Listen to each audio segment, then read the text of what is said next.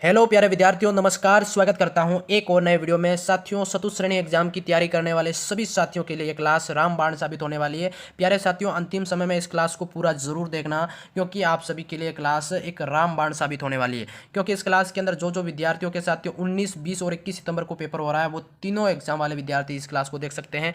और आप सभी विद्यार्थियों के सामने ये हुबहू एक पूरा मॉडल पेपर है साथियों, जिसमें से आपको ये क्वेश्चन मैं करवाने वाला हूँ। ठीक है, तो चैनल पे पहली बार विजिट कर रहे हैं तो चैनल को सब्सक्राइब कर लेना सभी विद्यार्थी, और वीडियो को लाइक कर देना। चलिए शुरू करते हैं आज की ये क्लास। पहला प्रश्न साथियों पूछा गया, देखो, बप्पा रावल के समय गुहिलों की राजधानी कौन सी थी? आहड़ थी, चित्तौड़गढ़, नागदा या फिर आवरगढ़? प्यारे साथियों, क्वेश्चन काफी ज्यादा इंपॉर्टेंट है, इसका जवाब देना सभी को कि बप्पा रावल के समय गुहिलों की राजधानी कौन सी थी।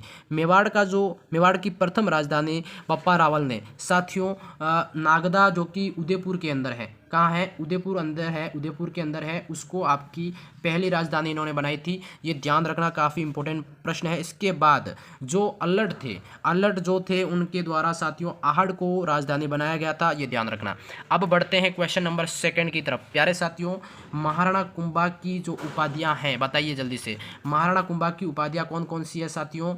हाल गुरु, अभिनव भ्रताचार्य, चकवे, हिंदू सुल्तान। आप बताइए मुझे इसमें से कि महाराणा कुंभा की जो उपाधियां कौन कौन सी हैं। बहुत ही अच्छा क्वेश्चन है, इसका जवाब सभी विद्यार्थियों को देना है भाई। बहुत ही अच्छा सवाल, बताओ जल्दी से, फटाफट। इंपॉर्टेंट प्रश्न है। देखो, इसका जो जवाब होगा साथियों, एक तो हाल गुरु। क्या है? हाल गुरु, जो भी महाराणा कुंभा की जो उपाधि थी। अभिनव भ्रताचार्य भी इनको कहा जाता था, और हिंदू सुल्तान, कौन सा? हिंदू सुल्तान भी कहा जाता है। तो अब यहाँ पे कूट भाषा के अंदर जो आंसर होगा साथियों, बहुत ही अच्छा सवाल है, और फर्स्ट वाला जो आंसर है आपका राइट हो जाएगा। ठीक है, अब ये चकवे जो उपाधि थी, ये किसकी थी? चकवे उपाधि थी साथियों, ये ध्यान रखना, ये बप्पा रावल की उपाधि थी। किसकी? बप्पा रावल जो थे उनकी ये उपाधि थी साथियों, चकवे। ठीक है, बाकी हाल गुरु, अभिनव भ्रताचार्य और हिंदू सुल्तान जो उपाधियां हैं, ये राणा कुंभा की थी। ठीक है, अगला क्वेश्चन आपका यहाँ पे 73 पूछा गया है कि बयाना एवं खानवा युद्ध क्रमशः लड़े गए थे। बताइए प्यारे साथियों, बहुत ही अच्छा सवाल है कि बयाना एवं खानवा का ये युद्ध है, क्रमशः कब लड़ा गया था? बताइए। 73 का जो आंसर होगा साथियों, सभी को यहाँ पे बताना है। बहुत ही अच्छा सवाल है, फटाफट सभी विद्यार्थी बताइए भाई।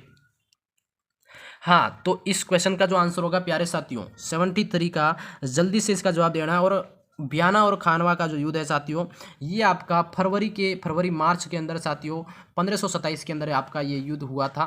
कब? फरवरी और मार्च, जो कि 1527 वाले सत्र के अंदर ये युद्ध लड़ा गया था। और बयाना के युद्ध में महाराणा सांगा ने बाबर को हराया था। किसको? बाबर को हराया था। ठीक है, तो ये ध्यान रखना। अगला क्वेश्चन आपका, अमर सिंह फर्स्ट। क्या है? अमर सिंह फर्स्ट ने शासन किया था, बताइए भाई। अमर सिंह का जो शासनकाल, फर्स्ट का जो शासनकाल है, वो कौन सा था? तो सभी विद्यार्थी कमेंट करेंगे भाई। अमर सिंह का जो शासनकाल है वो है 1597 से लगा के 1620 तक इनका जो शासनकाल था, वो याद रखना सभी को। ठीक है, अगला क्वेश्चन आपका 75वां पूछा गया है।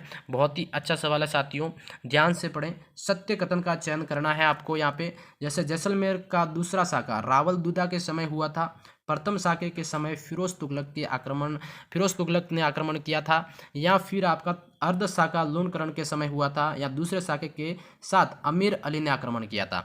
अब यहाँ पे जो सत्य कथन है, इन चारों में से बताना भाई कौन सा सत्य कथन है, और आपको यहाँ पे इन कूट भाषा के अंदर बताना है। बहुत ही अच्छा सवाल है साथियों, इसका जवाब है वो सभी विद्यार्थियों को देना है। और सत्य कथन देखो, जैसलमेर का दूसरा साका रावल दुदा के समय हुआ था, ये आपका एकदम सत्य है। और यहाँ पे जो तीसरा है अर्धशाखा लोणकरण के समय हुआ था, तो बिल्कुल ये भी आपका अर्धशाखा लोणकरण के समय हुआ था, यानी कि फर्स्ट और थर्ड क्या है साथियों यहाँ पे सत्य कथन, एक तो फर्स्ट वाला राइट है और एक थर्ड वाला राइट है। अब यहाँ पे कूट भाषा के अंदर फर्स्ट और थर्ड कौन सा है? बी वाला। ठीक है, और बी ऑप्शन सभी स्टूडेंट यहाँ पे लॉक करेंगे। बहुत ही अच्छा सवाल है। ठीक है, अगला क्वेश्चन साथियों यहाँ पे देखो, भरतपुर के स्वतंत्र जाट राज्य के संस्थापक कौन थे? बताइए भाई, बहुत ही अच्छा प्रश्न है। भरतपुर के स्वतंत्र जाट वंश के संस्थापक है साथियों, याद रखिएगा सभी विद्यार्थी, बिल्कुल इंपॉर्टेंट प्रश्न है इसका। चूड़ामन कौन है? चूड़ामन, बी ऑप्शन यहाँ पे राइट करना। हाँ, अगले क्वेश्चन की तरफ बढ़ेंगे। 77 वाला सवाल साथियों, सवाल है आपका, करौली के यादव वंश की स्थापना। 1040 ईस्वी में किसने की थी बताइए। करौली की बात हो रही है यहाँ पे, है ना। तो साथियों करौली के अंदर जो यादव वंश की स्थापना है 1040 ईस्वी में करने वाला कौन था, तो विजयपाल। साथियों याद रखना यहाँ पे सी ऑप्शन क्या है आप सभी स्टूडेंट का यहाँ पे करेक्ट हो जाएगा, ठीक है। अगला सवाल यहाँ पे पूछा गया है कि कृति स्तंभ प्रशस्ति की रचना किसने की थी, तो कृति स्तंभ प्रशस्ति है साथियों, इसकी जो रचना करने वाला है वो कौन था। बहुत ही अच्छा प्रश्न है और यहाँ पे राइट हो जाएगा अत्रि महेश भट्ट। कौन, दो व्यक्ति हैं अत्रि और महेश भट्ट, जो कि इनके द्वारा कृति स्तंभ प्रशस्ति की रचना की गई थी साथियों। अगला क्वेश्चन आपका 79 वाला है कि सत्य कथन बताइए हल्दी घाटी के बारे में। बिल्कुल साथियों 79 वाला जो क्वेश्चन है काफ़ी ज़्यादा इंपॉर्टेंट है। देखो यहाँ पे सत्य कथन बताना है। अबुल फजल ने हल्दी घाटी का युद्ध को खमनोर का युद्ध कहा था। क्या बात सत्य है। बुंदायू ने इसको गोकुंदा का युद्ध कहा था, या फिर जेम्स टोड ने इसे हल्दी घाटी या फिर थर्मोपोली कहा था। बताइए यह युद्ध अनिर्णायक था। बताओ यहाँ पे सत्य कथन कौन सा है। सत्य कथन का चयन करना भाई। बिल्कुल हल्दी घाटी के बारे में यहाँ पे कथन है और आप सभी विद्यार्थियों को बताना है क्या राइट हो जाएगा। बहुत ही अच्छा सवाल है प्यारे साथियों, फटाफट इसका जवाब देना है। और सत्य कथन यहाँ पे कौन सा है, देखो अबुल फजल ने हल्दी घाटी को खमनोर का युद्ध कहा था, ये भी का सत्य है। गोगुंदा का युद्ध कहने वाले थे बुंदायनी, ये भी सत्य है। जेम्स टोड ने इसको थर्मोपोली कहा था और यहाँ एक अनिर्णायक युद्ध था, ये भी बात सही है। यानी कि 79 वाले क्वेश्चन की बात करें साथियों तो आपका ये डी वाला जो ऑप्शन है ये आपका राइट हो जाएगा, ठीक है। इसी क्रम में साथियों क्वेश्चन आपका 80 वाला पूछा गया है कि राज सिंह ने किस नदी के पानी को रोककर जयसमंद झील का निर्माण करवाया साथियों। राजसमंद झील जो है आपकी ये कौन सी नदी पर बनी हुई है, तो ये आपको ऐसा सवाल पूछ सकते हैं। तो याद रखना गोमती सागर, कौन सी हो जाएगी, गोमती नदी जिसके ऊपर राजसमंद झील का निर्माण करवाया गया है, ये ध्यान रखना। बी ऑप्शन इसमें करेक्ट आंसर हो जाएगा साथियों। अगला क्वेश्चन, राजस्थान राज्य की सीमा को स्पर्श करने वाले भारतीय राज्यों की संख्या कितनी है। भाई राजस्थान राज्य को स्पर्श करने वाले भारतीय राज्यों की संख्या बतानी है। तो टोटल यहाँ पे कितने हैं, 5 राज्य हैं। कौन कौन से हैं प्यारे विद्यार्थियों, एक तो एमपी हो गया आपका, है ना, एक आपका हरियाणा हो गया, एक आपका साथियों गुजरात हो गया, एक उत्तर प्रदेश हो गया, एक पंजाब हो गया, है ना। तो ये आपके 5 राज्य हैं। अगला क्वेश्चन साथियों, राजस्थान राज्य का अक्षांशीय विस्तार बताना है। राजस्थान राज्य का जो साथियों अक्षांशीय विस्तार काफ़ी बार एग्जाम में पूछा जाता है। और अक्षांशीय विस्तार साथियों यहाँ पे कौन सा होगा, आप सभी एक बार कमेंट करके बताइए मुझे। बिल्कुल इंपॉर्टेंट प्रश्न है, एग्जाम के अंदर पूछा जाता है। तो इसका आंसर होगा साथियों 23 डिग्री 3 उत्तर से 30 डिग्री 12 उत्तर जो होगा, ये आपका क्या है प्यारे साथियों, राजस्थान का एक अक्षांशीय विस्तार है, इंपॉर्टेंट है और इसको याद रखना सभी। अगला क्वेश्चन, भारत की कुल भूभाग का कितना प्रतिशत भाग जो राजस्थान में है, बताइए भाई। राजस्थान के अंदर देखो भारत का जो कुल भूभाग है उसका राजस्थान का कितना प्रतिशत है, ये भी पूछ सकते हैं। तो 10.41% स्टूडेंट यहाँ पे याद रखना कितना हो जाएगा, 10.41%, ठीक है। अगला क्वेश्चन आपका 84 वाला है कि राजस्थान का जो मानक समय है किस देशांतर रेखा से निर्धारित किया जाता है। मानक समय, राजस्थान का प्यारा स्टूडेंट, मानक समय किस देशांतर रेखा से निर्धारित किया जाता है, तो वो बताना है। बहुत ही अच्छा प्रश्न है। 82/2 डिग्री पूर्वी देशांतर वाली जो रेखा है, देशांतर रेखा है, उससे निर्धारित किया जाता है। और अपना डी ऑप्शन स्टूडेंट यहाँ पे करेक्ट हो जाएगा, ठीक है। अगला क्वेश्चन यहाँ पे है, विश्व में राजस्थान किस गोलार्ध में स्थित है। तो विश्व की स्थिति के हिसाब से देखा जाए तो राजस्थान जो है प्यारे साथियों आपका उत्तर पूर्वी गोलार्ध के अंदर स्थित है। किसमें, उत्तर पूर्वी गोलार्ध के अंदर है। और बी ऑप्शन यहाँ पे आप सभी का राइट हो जाएगा, ठीक है। अगला क्वेश्चन है, एनॉल्स एंड एक्टिविटीज़ ऑफ राजस्थान। ये पुस्तक है साथियों, ये किसने लिखी थी, बहुत ही प्रसिद्ध पुस्तक है और इसको लिखने वाले कौन है, एनॉल्स एंड एक्टिविटीज़ ऑफ राजस्थान। प्यारे साथियों आप सभी एक बार मुझे फटाफट इसका आंसर देना है। विंसेंट स्मिथ या फिर जेम्स टोड या फिर कर्नल जीबी मल्सन या फिर फिलिप्स मैसन, बताइए। बताइए साथियों ये पुस्तक किसके द्वारा लिखी गई थी, तो ये देखो इसका आंसर हो जाएगा कर्नल जेम्स टोड के द्वारा लिखी गई थी, ठीक है। बी ऑप्शन यहाँ पे आप सभी विद्यार्थियों का राइट हो जाएगा। निम्नलिखित में से कौन सा कथन राजस्थान के भौगोलिक स्वरूप के बारे में सत्य है, तो भाई कौन सा कथन सत्य है। 87 वाले क्वेश्चन की बात कर रहे हैं यहाँ पे, 87 वाला बताना है भाई। देखो राजस्थान की अधिकतम चौड़ाई उत्तर से दक्षिण दिशा में है, ये तो भाई गलत बात है है ना। राज्य की अधिकतम चौड़ाई पूर्व से पश्चिम दिशा में है, हाँ ये ठीक है। अब अगला, अक्षांशीय और देशांतरीय विस्तार समान है, नहीं। और अक्षांशीय और देशांतरीय विस्तार दोनों 1000 किलोमीटर से अधिक है। भाई ये देखो, जितने कथन पढ़े उसमें से सत्य बताना है, तो सत्य कथन कौन सा है, भौगोलिक स्वरूप के बारे में सत्य है साथियों, तो वो है यहाँ पे राज्य की अधिकतम चौड़ाई जो है पूर्व से पश्चिम की दिशा में है, यानी कि पूर्व से पश्चिम दिशा में है। उत्तर से दक्षिण की जो लंबाई है, उत्तर से दक्षिण की जो लंबाई है प्यारे साथियों, उत्तर से दक्षिण ये है अपने 826 किलोमीटर, कितने 826 किलोमीटर।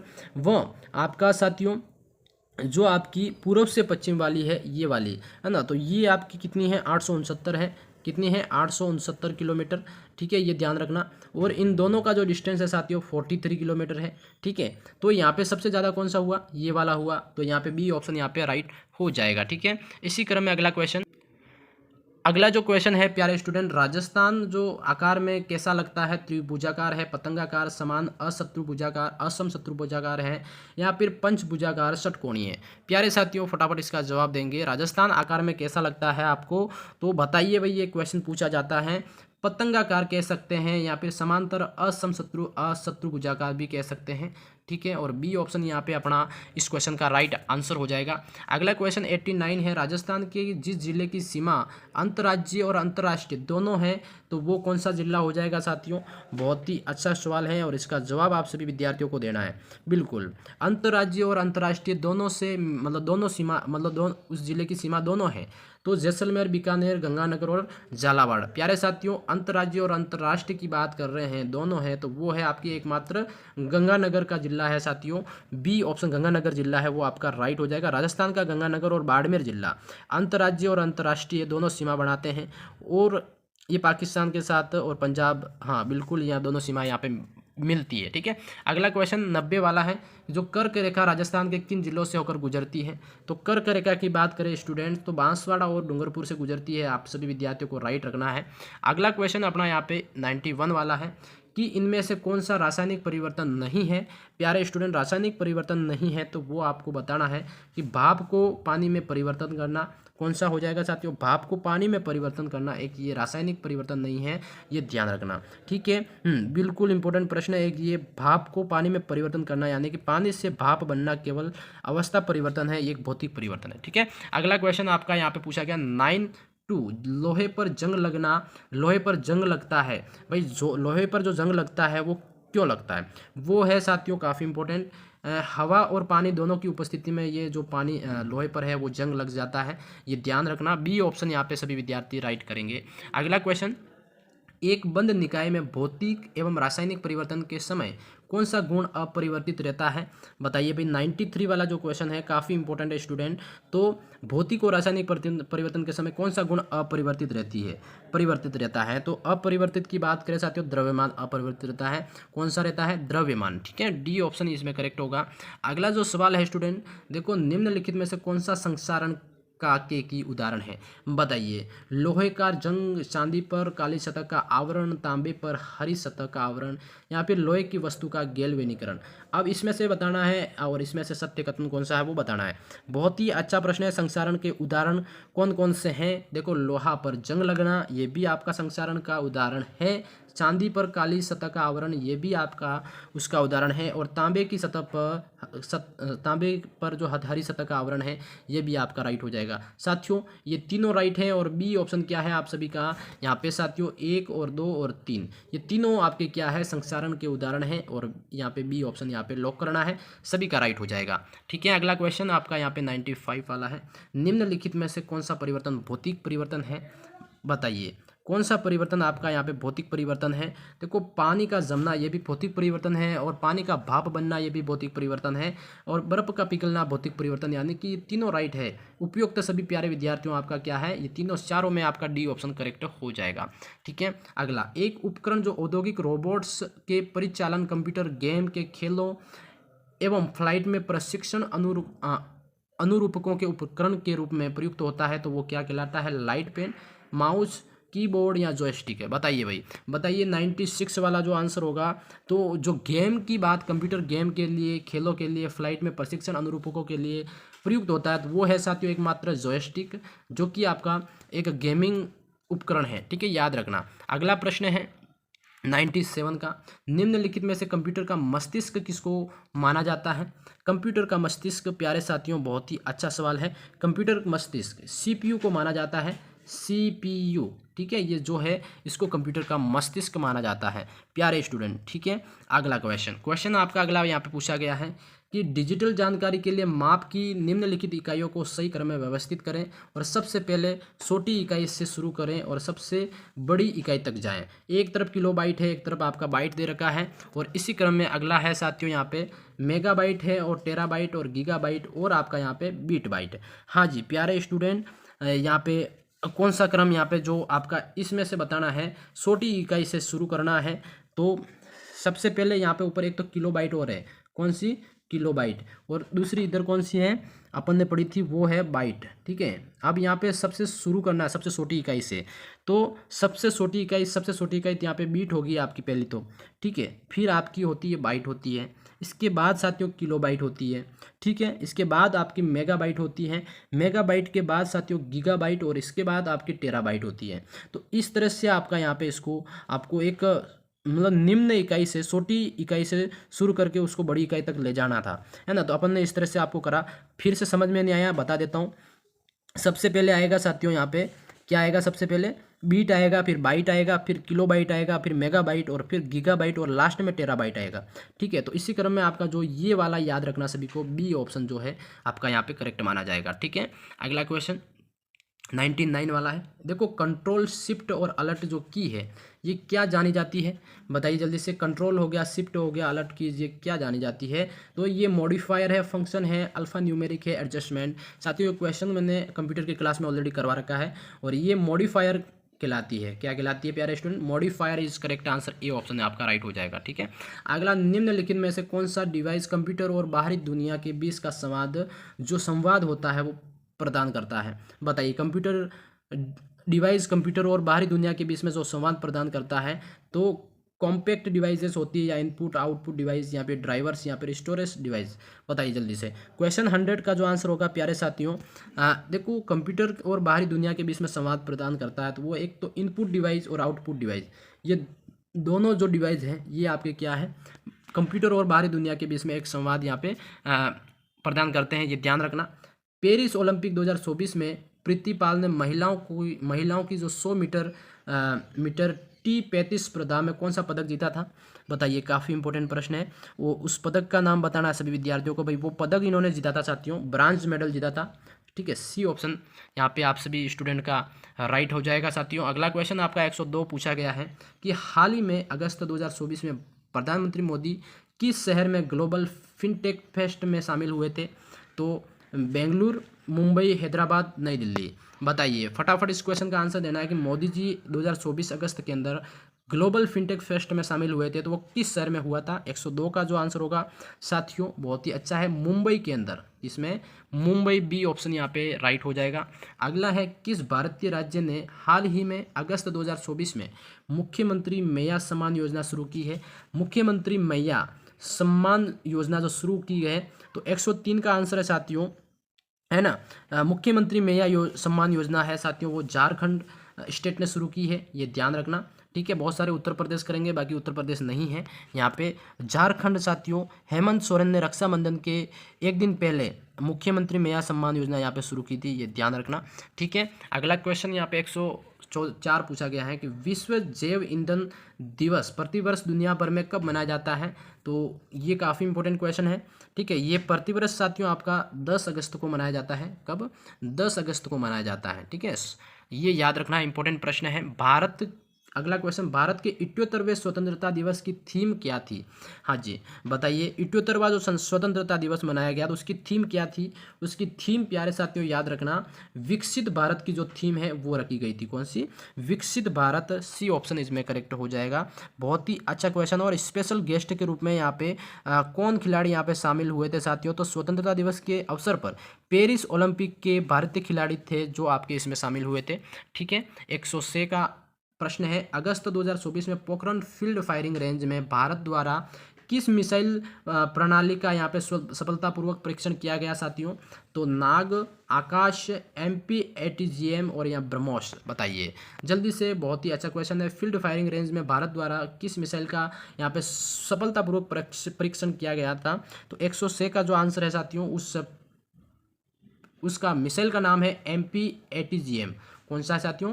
MP-ATGM जो मिसाइल है, इसका यहाँ पे परीक्षण किया गया था। ठीक है, अगला क्वेश्चन आपका है कि कर्मयोगी भारत भवन कहाँ निर्माणाधीन है? कर्मयोगी जो भारत भवन है साथियों, ये आपका कोटा के अंदर अंडर कंस्ट्रक्शन है, ये आपका याद रखना। अगला क्वेश्चन, हाल ही में भरतपुर से संबंध रखने वाले भारत के किस पूर्व विदेश मंत्री का निधन हुआ है? तो ये करंट का क्वेश्चन हर बार आता है साथियों, नटवर सिंह। क्या हो जाएगा? नटवर सिंह। बी ऑप्शन इसमें क्लियर हो जाएगा। अगला 109 वाला है कि फेमिना मिस इंडिया राजस्थान 2024 का खिताब किसने जीता? तो प्यारे स्टूडेंट कमेंट करो फटाफट। ये खिताब जीतने वाली थी साथियों वैष्णवी शर्मा। कौन हो जाएगी? वैष्णवी शर्मा। आपका डी ऑप्शन यहाँ पे करेक्ट करना है।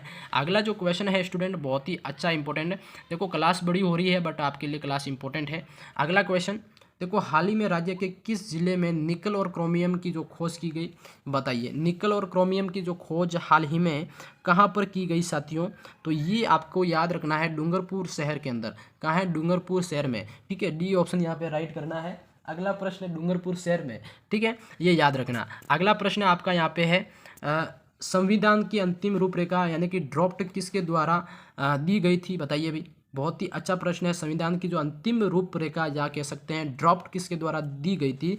तो 111 का जो आंसर है साथियों, डॉक्टर भीमराव अम्बेडकर। जिसमें करेक्ट आंसर होगा कौन हो जाएगा? डॉक्टर भीमराव अम्बेडकर। ठीक है, इसमें करेक्ट कर लेना सभी को। अगला क्वेश्चन साथियों 112 है कि निम्नलिखित में से कौन सा युग में सही सुमेलित नहीं है? एक तरफ संविधान के प्रावधान है, एक तरफ स्रोत दे रखे हैं। भाई बहुत ही अच्छा क्वेश्चन है। देखो यहाँ पे, हाँ, कौन सा सही सुमेलित नहीं है?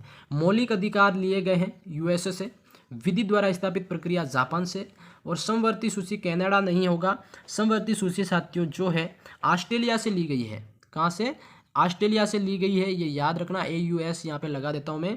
और आपातकालीन प्रावधान जर्मनी से लिए गए हैं। तो यहाँ पे सी वाला जो ऑप्शन है साथियों, समवर्ती सूची जो है कनाडा नहीं है, ऑस्ट्रेलिया इसमें करेक्ट होगा। ठीक है, अगला क्वेश्चन आपका 113 है कि भारतीय संविधान के अनुसार भारत क्या है? भारतीय संविधान के अनुसार प्यारे साथियों, भारत एक राज्यों का एक संघ है, भारत। ठीक है, ये याद रखना, राज्यों का संघ भारतीय संविधान के अनुसार भारत है। अगला क्वेश्चन यहाँ पे पूछा गया है कि भारतीय सभा के स्थायी सभापति अध्यक्ष कौन थे? तो भारतीय संविधान के स्थायी सभापति अध्यक्ष साथियों डॉक्टर राजेंद्र प्रसाद, और ये आपके राष्ट्रपति भी थे पहले। ये हाँ याद रखना। ठीक है, भारतीय संविधान की प्रस्तावना किस वाक्यांश से शुरू होती है? तो भारतीय संविधान की जो प्रस्तावना है साथियों, वो वाक्यांश बताना है किस वाक्यांश से शुरू होती है। तो वो वाक्यांश है साथियों, हम भारत के लोग। क्या है? हम भारत के लोग हैं। ये आपका वाक्यांश है जो कि भारतीय संविधान की प्रस्तावना से जुड़ा हुआ है और शुरुआत में ये लिखा जाता है। अगला क्वेश्चन है कि निम्नलिखित में से कौन सी भारतीय संविधान की एक मुख्य विशेषता नहीं है? निम्नलिखित में से उपयुक्त विकल्प चुनना है। भाई कौन सी विशेषता नहीं है बताइए। क्वेश्चन 116 का आंसर देना है। बहुत ही अच्छा प्रश्न है क्वेश्चन 116। भाई यहाँ पे दोहरी नागरिकता वाला जो है ये विकल्प क्या है आपका? सही नहीं है। ठीक है, बी ऑप्शन यहाँ पे, ये भारतीय संविधान की विशेषता नहीं है। ठीक है, अगला क्वेश्चन 117 है कि 44वें संशोधन अधिनियम द्वारा निम्नलिखित में से किस मौलिक अधिकारों की सूची से हटा दिया गया था? टोटल बताना काफ़ी इंपॉर्टेंट प्रश्न साथियों। देखो पहले स्वतंत्रता का टोटल 7 अधिकार थे। कितने थे? टोटल पहले 7 अधिकार थे, जिसमें से आपका संपत्ति का जो अधिकार है वो हटा दिया गया था। बाकी अभी समानता का अधिकार, शोषण के विरुद्ध अधिकार, स्वतंत्रता का विरुद्ध ये अधिकार है जो आपके चालू मतलब काम कर रहे हैं, ये वाला नहीं था। ठीक है, हटा दिया गया था। अगला क्वेश्चन 118 है कि भारत के संविधान की जो उद्देशिका है उसमें कौन सा शब्द नहीं दिया गया है? साथियों उद्देशिका के अंदर कौन सा शब्द नहीं दिया गया है? तो वो है भाषा। ठीक है, डी ऑप्शन यहाँ पे लो करना है। अगला क्वेश्चन साथियों यहाँ पे अपना पूछा गया है 119 का, 26 नवंबर 1949 को भारतीय संविधान के कितने सदस्य ने संविधान पर हस्ताक्षर किया था? तो 26 नवंबर 1949 को भारतीय संविधान के कितने सदस्य थे जिन्होंने हस्ताक्षर करा था? हाँ, बहुत ही अच्छा प्रश्न है। हस्ताक्षर करने वाले सदस्य की बात करें, टोटल 284। कितने थे प्यारे साथियों? 284 सदस्य थे जिन्होंने यहाँ पे हस्ताक्षर किया था। ठीक है, भारतीय संविधान की 8वीं सूची में कितनी भाषाएं उल्लिखित हैं? तो 8वीं संविधान की जो 8वीं सूची है उसमें कितनी भाषाएं उल्लेखित हैं, तो वो भाषाएं बतानी है। टोटल साथियों 22 भाषाएं इसमें उल्लेखित हैं, ये ध्यान रखना। बहुत ही अच्छा प्रश्न है, ठीक है। और आज की क्लास में साथियों ये क्वेश्चन मैंने करवाए, हूबहू मॉडल पेपर आप सभी विद्यार्थियों के लेकर आया था। क्लास कैसी लगी कमेंट सेक्शन में जरूर बताना। वीडियो पसंद हो तो लाइक कर देना, चैनल को सब्सक्राइब कर लेना, अपने साथियों में शेयर जरूर करना। मैं मिलता हूँ नेक्स्ट वीडियो में, तब तक के लिए जय हिंद, जय भारत दोस्तों।